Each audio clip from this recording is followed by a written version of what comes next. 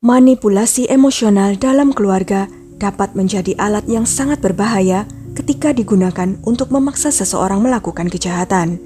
Korban yang terjebak dalam manipulasi ini seringkali tidak memiliki kebebasan untuk menolak, karena mereka dipaksa merasa bahwa tindakan tersebut adalah kewajiban atau tanda kasih sayang. Dalam kasus kali ini, kita akan melihat kisah sebuah keluarga di mana manipulasi menyebabkan pembunuhan, menunjukkan betapa destruktifnya pengaruh manipulasi jika digunakan untuk tujuan yang mengerikan. Bagaimana kisah lengkapnya? Sebelumnya, silakan subscribe dulu channel ini serta nyalakan loncengnya untuk mengetahui kasus-kasus kriminal yang terjadi di berbagai negara. Suatu malam di musim gugur pada tahun 1993, suara tembakan bergema dari salah satu garasi rumah di Chicago yang mengarah pada dimulainya penyelidikan pembunuhan yang terkenal dan rumit. Dinginnya malam bulan September di lingkungan yang sepi di Bucktown tiba-tiba diguncang oleh suara tembakan. Tembakan tersebut terjadi di garasi sebuah rumah 2 tingkat sederhana yang dimiliki oleh Robert O. Dubin, seorang pemilik bar lokal. Tubuh Robert yang berlumuran darah ditemukan dengan 2 luka tembak, dan dompet beserta kuncinya hilang. Berita tentang pembunuhan Robert menyebar dengan cepat di Bucktown dan sekitarnya. Para penyelidik segera menyelidiki TKP, tetapi garasi tempat suara tembakan terdengar tidak dapat memberikan petunjuk tentang apa yang telah terjadi. Jeep Wrangler milik Robert kemudian ditemukan terbengkalai di jalan perumahan, tetapi tidak memberikan bukti kunci untuk membantu memecahkan kasus. Yang memperumit masalah selanjutnya adalah hilangnya pacar sekaligus mitra bisnis Robert, Catherine Shaw. Keberadaannya tidak diketahui dan tidak jelas apakah dia mengetahui kejadian yang telah menimpa pacarnya tersebut. Yang menarik adalah adik laki-laki Catherine, Andrew, tidak mengikuti kelas kuliahnya di perguruan tinggi pada hari pembunuhan. Teman sekamarnya memberitahu penyelidik bahwa Andrew pulang untuk mengurus bisnis keluarga dan belum kembali. Bagaimana semua ini bisa terjadi? Keluarga Shaw berasal dari Korea. Mereka terdiri dari ibu, ayah, dan 2 orang anak. Mereka hidup secara tradisional dengan nilai-nilai dan ketegasan yang khas dari pola asuh orang Asia. Sang kepala keluarga, Ronald Shaw, adalah yang paling tradisional dan bisa sangat mengintimidasi anak-anaknya. Dia memiliki latar belakang militer dan berasal dari keluarga elit, yang mungkin memperkuat aura ketegasan yang dimilikinya, membuat kedua anaknya dibesarkan dengan cinta sekaligus didikan yang keras. Semuanya tampak berjalan baik-baik saja bagi mereka sekeluarga, sampai suatu hari tragedi terjadi. Putra sulung mereka mengalami kecelakaan dan kehilangan nyawanya. Kejadian ini sangat menghancurkan bagi Elizabeth Shaw, ibu anak-anak tersebut. Suaminya menuntut dia untuk memberinya seorang putra lagi. Di banyak keluarga Asia, terutama pada saat itu, seorang putra, terutama yang tertua, lebih dihargai daripada seorang putri. Elizabeth yang saat itu telah berusia 40-an, ragu-ragu apakah ia masih mampu untuk hamil lagi. Namun ia tetap menuruti keinginan suaminya, karena dia bertekad untuk tetap bersama keluarganya dan selalu takut bercerai. Supaya bisa hamil, Elizabeth mencoba segalanya, mulai dari obat kesuburan hingga program hamil. Dia akhirnya hamil dan melahirkan seorang anak laki-laki yang diberi nama Andrew Shaw. Keluarga tersebut berimigrasi ke Amerika Serikat pada tahun 1976 dan menetap di sisi barat laut Chicago. Catherine dan Andrew Shaw masih anak-anak ketika keluarga mereka pindah dari Korea Selatan. Dengan kerja keras dan tekad kuat untuk berhasil, keluarga tersebut membuka bisnis laundry yang akhirnya sukses untuk menghidupi keluarga kecil mereka. Keluarga Shaw tidak pernah melupakan nilai-nilai yang mereka junjung tinggi dari negara asal mereka. Sebagai imigran, seluruh keluarga ini tetap selalu dekat. Anak-anak diajarkan akan pentingnya rasa hormat dan kepatuhan dalam keluarga. Namun kasih sayang ayah mereka seringkali dianggap keras dan banyak aturan, dengan harapan yang tinggi terhadap perilaku dan kinerja anak-anaknya. Nilai-nilai ini yang kemudian memainkan peran penting dalam kehidupan mereka. Andrew sangat patuh, sementara Catherine lebih memberontak. Saat memasuki masa remajanya, Catherine mulai melawan nilai-nilai tradisi keluarga Korea yang ditanamkan oleh orang tuanya. Rasa pemberontakannya dimulai dari hal-hal kecil seperti pertanyaan-pertanyaan mengapa dan penolakan terhadap tuntutan orang tuanya. Seiring bertambahnya usia, dorongan untuk memberontaknya semakin kuat, yang menyebabkan dia berbohong dan melarikan diri dari rumah. Gaya hidupnya menyimpang dari harapan tradisi keluarganya. Ia mencari kebebasan dan kemandirian, lepas dari budaya tradisional keluarga mereka. Sedangkan di sisi lain, adiknya, Andrew, memegang erat nilai-nilai budaya tradisional yang ditanamkan oleh orang tuanya sejak usia muda, dengan penekanan kuat pada ikatan keluarga dan rasa hormat. Sepanjang masa remajanya, Andrew adalah anak teladan yang membantu dalam bisnis laundry keluarga dan melampaui apa yang diharapkan orang tuanya darinya. Dia adalah anak kesayangan orang tuanya yang menyebabkan ketidakharmonisan hubungan antara dia dan Catherine. Momen tragis melanda keluarga ini ketika Tuan Ronald Shaw didiagnosis menderita kanker perut. Istrinya Elizabeth dan putranya Andrew yang merawatnya selama hari-hari terakhirnya. Andrew akan menyiapkan sarapan di tempat tidur ayahnya dan membantunya dengan tugas-tugas sehari-hari. Sementara ibunya menjaganya sepanjang hari, mereka berdua mencoba yang terbaik untuk membuatnya merasa nyaman, mengetahui waktu mereka bersama sudah terbatas. Sebagai anak sulung, Catherine diharapkan untuk memainkan peran yang lebih besar dalam merawat ayahnya. Tetapi dia tidak dapat ditemukan dimanapun. Dia dilaporkan tidak pernah datang untuk menemui ayahnya selama sakit. Catherine mungkin merasa bahwa dia akhirnya bisa melarikan diri dari tuntutan budaya kolot keluarganya. Setelah Ronald meninggal, semua beban mengasuh anak jatuh ke Elizabeth. Tidak seperti suaminya, Elizabeth lebih sabar, telaten, dan mencoba yang terbaik untuk memahami anak-anaknya. Dia memberi Catherine kebebasan, bahkan uang saku ketika dia pergi keluar. Ketika Catherine yang baru berusia 16 tahun bertemu seorang pria yang 7 tahun lebih tua darinya bernama Robert O'Dubain di pusat kebugaran, Elizabeth pun tidak banyak turut campur. Akhirnya semuanya tampak tenang dan berjalan dengan baik.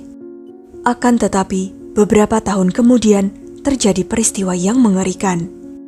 Elizabeth Shaw dibunuh secara brutal yang tampaknya berawal dari usaha perampokan. Andrew ketakutan. Tetapi kakaknya, Catherine, yang berusia 18 tahun saat itu, melakukan yang terbaik untuk menenangkannya dan menjelaskan apa yang terjadi. Robert, pacar Catherine yang telah menjadi teman dekat keluarga Shaw selama bertahun-tahun, juga berada di rumah tersebut. Dia membantu Andrew melewati keterkejutan serta memberikan kenyamanan dan bantuan. Saat polisi mulai berusaha mengungkap misteri pembunuhan Elizabeth Shaw, menjadi jelas bahwa pembunuhan itu bersifat personal. Siapa yang punya motif dan kesempatan untuk melakukan tindakan keji seperti itu? Dan apa niat mereka? Namun sayangnya, pembunuhan itu sulit terpecahkan karena semua orang termasuk Christine dan Andrew memiliki alibi. Setelah Elizabeth meninggal, Andrew yang masih di bawah umur berada di bawah perwalian Catherine dengan uang asuransi senilai $800.000 atau sekitar 12,6 miliar rupiah yang didapat dari polis ibunya. Catherine dan Robert kemudian bekerja untuk membangun masa depan yang sukses bagi keluarga mereka.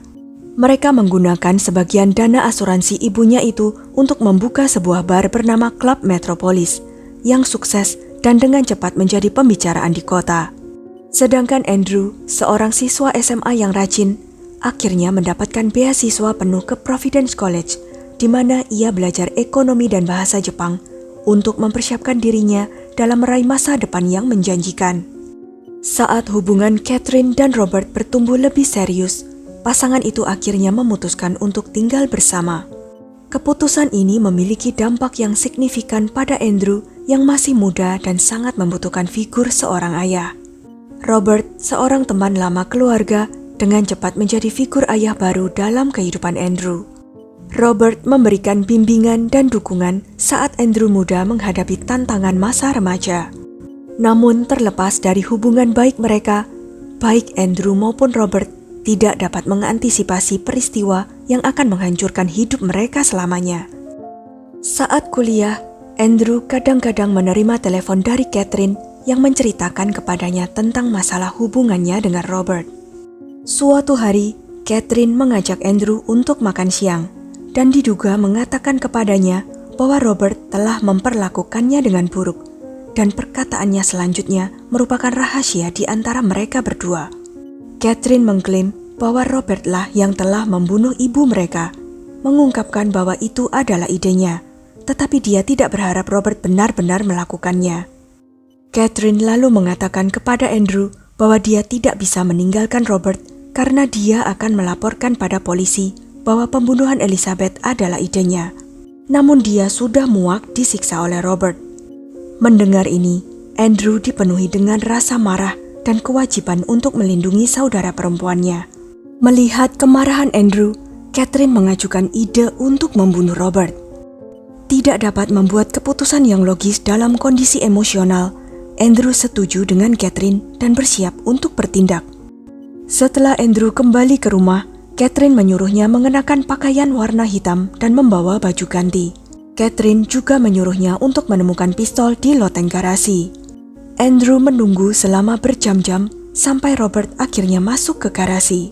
Saat itu, Robert sedang berteleponan dengan pacar barunya. Sementara Catherine sedang berada di sebuah pub di Glenview, Illinois, juga menghabiskan waktu dengan pacarnya sendiri. Mereka berdua memang setuju memiliki hubungan terbuka, di mana mereka bisa berkencan dengan orang lain. Robert kemudian menerima telepon dari Catherine yang memberitahunya bahwa mobilnya mogok dan dia membutuhkan bantuannya. Sebelum Robert bisa mengeluarkan mobil dari garasi, tembakan pertama dilepaskan. Andrew kemudian menembak Robert lagi untuk memastikan dia sudah meninggal. Setelah itu, Andrew melompat ke dalam jeep, meninggalkannya di pinggir jalan, memanggil taksi, dan melarikan diri. Andrew kemudian ditangkap dan meminta untuk bertemu Catherine. Di sisi lain, Catherine juga telah melarikan diri sejauh yang dia bisa. Meskipun tidak muncul dalam persidangannya, Catherine mampu membayar jaminan dan berkomunikasi dengan pengacaranya secara teratur. Pengadilan melanjutkan persidangan tanpa kehadirannya dan mengeluarkan surat perintah penangkapannya. Setelah persidangan, Catherine dinyatakan bersalah atas perampokan bersenjata dan pembunuhan tingkat pertama. Jika dia tertangkap, dia akan menjalani hukuman seumur hidup di penjara. Lalu, di mana dia? Setelah melarikan diri, Catherine melanjutkan penipuannya di Hawaii. Selama waktu ini, dia meyakinkan pacar barunya yang adalah seorang peselancar untuk membelikannya kondominium mewah. Namun setelah foto dan profilnya masuk di dalam program televisi America's Most Wanted pada bulan Januari 1996, Catherine menjadi lelah melarikan diri dan akhirnya menyerahkan diri ke FBI di Honolulu pada bulan Maret tahun yang sama. Sejak saat itu, dia telah menjalani hukuman penjara seumur hidupnya. Polisi mendengar kesaksian dari Andrew dan menyadari situasinya. Andrew telah ditipu oleh saudara perempuannya sendiri yang menginginkan uang asuransi Robert sebesar $250.000. Beberapa orang merasa simpati pada Andrew, seorang pria yang tidak pernah melakukan kejahatan sebelumnya. Tetapi itu tetap adalah pembunuhan, dan Andrew dijatuhi hukuman 80 tahun penjara. Dia kemudian dilaporkan berperilaku baik di penjara.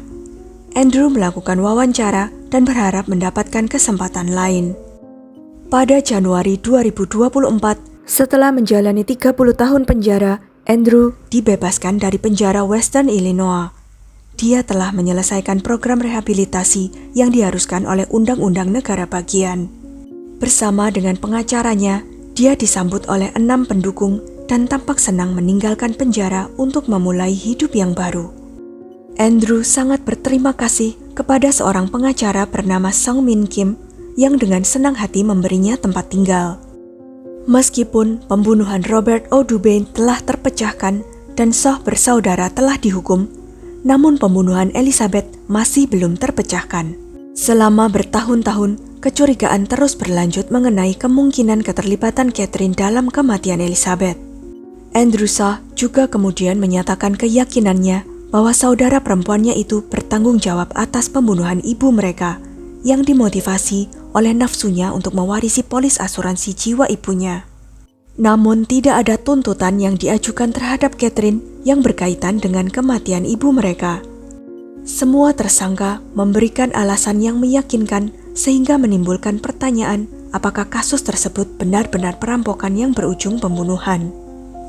Dalam beberapa tahun terakhir, pihak berwenang telah memeriksa kembali bukti-bukti dari TKP yang telah dikumpulkan sebelumnya untuk mengidentifikasi pelaku pembunuhan tersebut. Namun mereka baru-baru ini memberitahu media bahwa tidak ada petunjuk baru yang dapat ditindaklanjuti dari bukti-bukti yang ada dan kasus tersebut tetap belum terpecahkan. Apa pendapatmu tentang kasus ini? Apakah menurut kalian Andrew Shah pantas dibebaskan untuk mendapatkan kesempatan kedua? Apakah menurutmu Catherine bertanggung jawab atas kematian ibunya? Sekian kisah kali ini. Jangan lupa untuk klik like, share, subscribe, dan komen ya pendapat kalian. Sampai jumpa lagi di video-video selanjutnya.